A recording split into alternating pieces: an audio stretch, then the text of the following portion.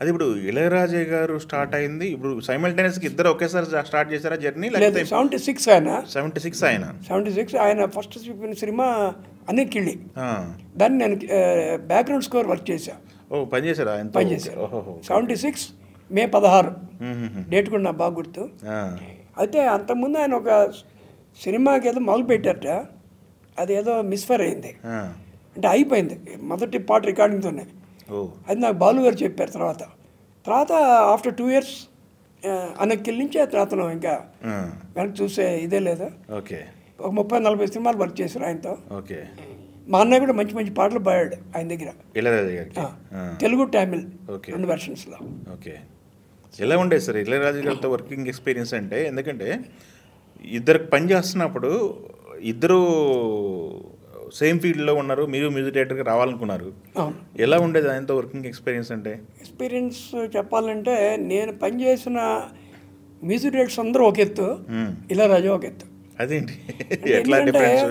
ఎలా అంటే ముందు కాంబినేషన్స్ ఉంటాయి కదా, కీబోర్డ్ కాంబినేషన్స్. అందరి దగ్గర వర్క్ చేసిన కాంబినేషన్స్ ఆయన యూజ్ చేసేవాడు కాదు. ఓకే. అనకిల్లో నాకు అర్థం అవ్వాలి, అదేంటి ఇదేంటంటే కాదు కదా, నువ్వు ప్లే చేయి. అంటే ఆయన కీబోర్డ్ ప్లేయర్స్కి కాంబినేషన్స్ కూడా ఆయనే చెప్తాడు. ఓహో. And is unique in India rather than I can say proudly in world. Okay. లేకపోతే 1600-1700 సినిమాలకి వర్క్ చేస్తూ స్టిల్ హీఈస్ వర్కింగ్. ఎస్, అవును. అండ్ అంతేకాదు, వర్క్ చేయడం ఒక ఎత్తు, ఆయన వన్ మ్యాన్ షో. అంటే ఇప్పుడు ఆయన అంటే very fastest composer. Okay. Very fast.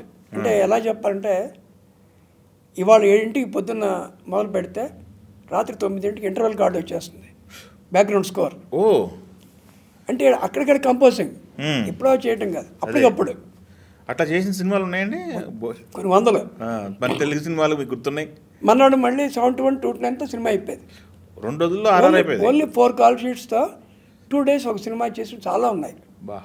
అంతేకాకుండా మనం తెలుగు ఫీల్డ్లో అయితే కొంతమందిని మనం అలౌ చేయం, ఏ క్యారెక్టర్ కూడా. అటువంటి వాళ్ళని టాప్ హీరోస్ చేశాడు ఆయన సంగీతంతో. ఓకే. రామరాజన్ లాంటి heroes, they are not big heroes. కొత్త వాళ్ళకి ఈయన మ్యూజిక్కే దానికి ఓకే మగుటాభిమానంగా. సో అంతేకాకుండా ప్రతి ఇన్స్ట్రుమెంట్ ధర్మం తెలుసు తనకి. అలాగే బేస్ గిటార్ అని ఒక ఇన్స్ట్రుమెంట్ ఏదో మామూలుగా ఉండేది అంతే, దానికి ఒక ప్రత్యేకత తీసుకొచ్చిన వ్యక్తి కేవలం ఇళయరాజా. ఓకే. అలాగే కీబోర్డ్లో కాంబినేషన్స్, ఇప్పుడు ఏదో లయ్య ప్లం ప్లం ప్లం అని ఒక కాంబినేషన్ వస్తుంది, అది ఏ సినిమాలను ఎవరు యూజ్ చేయాలి.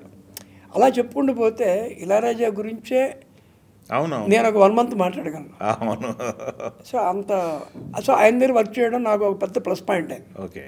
అంటే ఏదైనా కొత్త సినిమా, ఒక కొత్త రకమైన పాట చేయాలి అంటే ఇప్పటికి కూడా మా చాలామంది మ్యూజిక్ డైరెక్టర్స్కి ఇన్స్పిరేషన్ ఇళయరాజా. అంటే ఈ రాగంలో ఏంటి అలా చేసాడంటే, అంటే ఎక్స్పెరిమెంట్లు చేస్తుంటాడు. ఎక్స్పెరిమెంట్స్ అన్నీ ఎప్పుడో చేసాడు అతను. అదే అతనిలో ఉన్న అది. అలాగే నాకు అదృష్టం ఏంటంటే అందరి మందికి పనిచేయడం వల్ల సింప్లిసిటీ, అంటే టెన్షన్ లేకుండా హాయిగా సరదాగా పనిచేయడం అనేది మహాదేవన్ గారి దగ్గర నేర్చుకోవాలి కదా అస్సలు. అది శంకరాభరణం అయినా సరే, అడవిరాముడు అయినా సరే, ఏదైనా ఆయనకి ఒకటే, చాలా సరదాగా ఉండేవాడు ఆయన. ప్రెజర్స్ ఉండవా? పెద్ద హీరో సినిమా, ఎన్టీఆర్ సినిమా, అసలు ఆయనకి ఏముండదు, మామూలుగా వచ్చి కూర్చుంటారు ఆయన, పొడలేదు గారు.